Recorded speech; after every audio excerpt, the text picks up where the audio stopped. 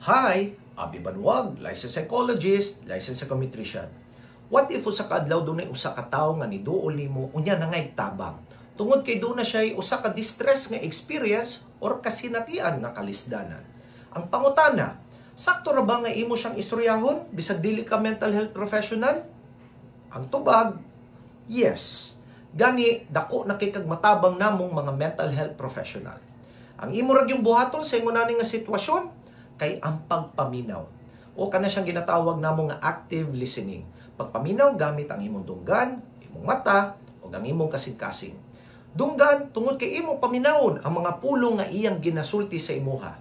Mata tungod kay imong obserbahan ang mga non-verbal cues sama pananglitan sa pagdili niya pagkahimutang o pagkurog sa mga kamot o gubad pa.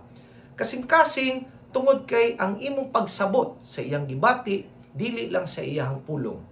Unya ang pinakadako pag yun nimo matabang sa iya ang pag-encourage sa iya nga moduol og mental health professional sama pananglitan sa counselor, psychometrician, psychologist or psychiatrist.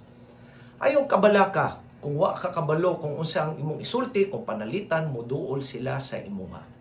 Gani, mosulti ko sa imo, your presence is more than enough. Ay kalimot nini kay lagi importante ang mental health. Bye.